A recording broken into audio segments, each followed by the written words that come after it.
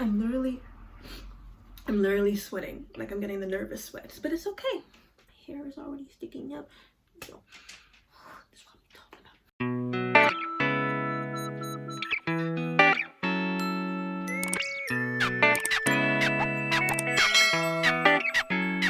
Hi everyone, and welcome to Do Tell with me, Sienna Michelle, where the aim is to always bring to light what is too often left in the dark.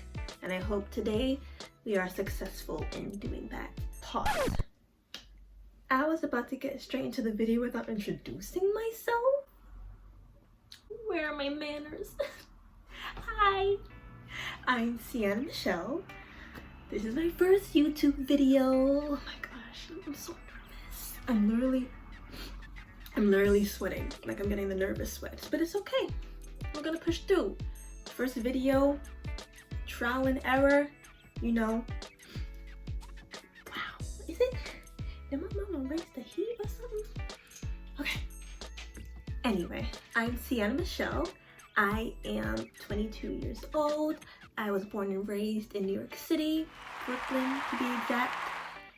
But I haven't been there, or rather I haven't lived there in quite some years because of gentrification. But that's a whole nother video. So right now I live in Queens. I just graduated from the University of Delaware with my Bachelor of Arts in Media Communications, Africana Studies, and a minor in journalism. And now I'm just trying to make it. I'm just trying to navigate this thing called adulthood and finding a career in this climate and this economy, which, like many things, has been ruined by Miss Rona. So in the meantime, while I'm navigating that, I thought, why don't I keep doing what I've been doing for the past 4 years, and honestly, what I've gotten kind of good at? Talking, writing, producing content. So that's what this is. Just me spending my time and honing in on my craft and producing content for you. So that's me in a nutshell. And now let's get right into the topic of today. Let me not dilly-dally any longer. Juneteenth. Let's talk about it. Let's talk about it. Happy Juneteenth, everyone. Some of you may or may not know what Juneteenth is, and that is okay, because our American education system has failed us. This we know. This is common knowledge. So I'll give you a little history lesson. Juneteenth is the oldest nationally celebrated commemoration of the end of slavery. On June 19th, 1865, so what, my math is bad, but I'm pretty sure that's 145 years ago to the day. So June 19th, 1865, around 2 months after General Robert E. Lee, you know him, lost that final battle. Union soldiers went to Galveston, Texas to let enslaved African Americans know that the war was over, the Confederacy lost, the Union won, and they were now free. Now, if you know your history, you'll realize that that is 2.5 years after the Emancipation Proclamation. So why the delay? That was for a couple of reasons, really. One, news traveled very slowly in Texas. As we know, Texas is a huge state, and as we can imagine back then, communication on a national scale, yeah, that was slow. Two, the Emancipation Proclamation actually had little impact on Texans because there was a small number of Union soldiers there to actually enforce it. So even after the Emancipation Proclamation, slavery was still alive and well. So it was actually a very big deal that this news came, that the war was officially over and enslaved African Americans were now officially free. But as we know, this did not mean that bada bing bada boom, everything was happy-go-lucky, enslaved African Americans were able to do as they please get the life that they want, get the life that they deserve. No. So Juneteenth is not really the day that enslaved African Americans were freed, but is the day that they were told that they were free. And that was still cause enough to celebrate. Needless to say, Juneteenth is a very special day to Black people in this country. But why is it relevant now? Today of all days, this year of all years, why is it relevant?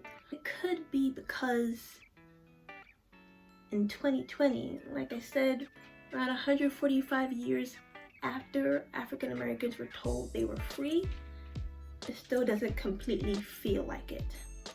Now does it?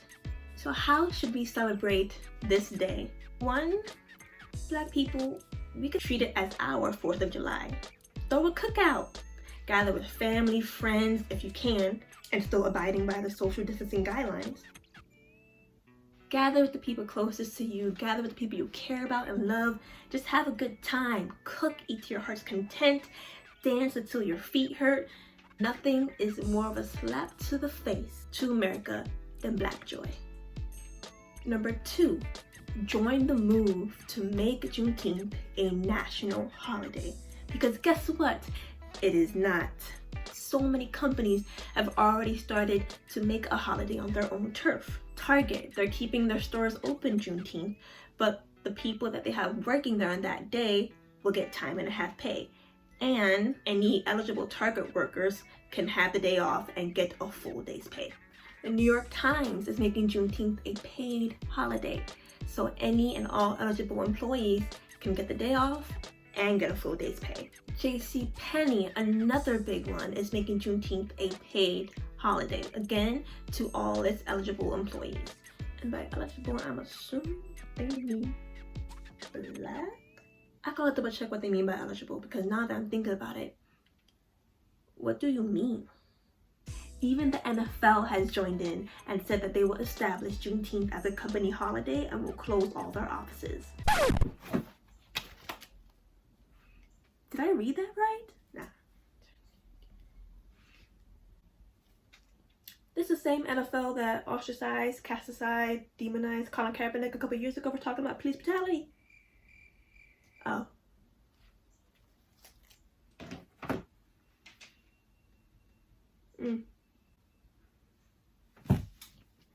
Anyway, so many companies are already joining in, establishing Juneteenth as a holiday. Now we just need the rest of the country, all of America, to do the same. Make Juneteenth a national holiday, because it's about time. Lastly, keep the fight going, you guys. We are nowhere near the end. Within this week and a half alone, Black bodies are being found hung from trees. Robert Fuller, Malcolm Harsh, just to name a few, and they're being labeled suicides. I see Black bodies hanging from trees, found open in racist counties. I mean, I don't know if it looks like a duck, quacks like a duck. It's lynching, is it not? And Breonna Taylor, her murderers are still out there roaming free. They have not been arrested or charged. Oluwatoyin was assaulted, kidnapped, and murdered, and that all could have been avoided if she was listened to, if she wasn't ignored. We need to protect our Black women. We need justice for our Black women. We still need systemic change. And until that is seen, the marathon continues. So keep up the genuine, not performative, let's be clear, keep up the genuine activism. Continue signing petitions, protesting, donating, supporting Black businesses. Whichever lane you chose to walk in, keep walking in it. And y'all, elections are underway. Please, please, please go and vote. Now, I know that there is a lot of debate on the actual power voting has, considering that the system is corrupt and designed against us and rigged. I know, I agree, I get it.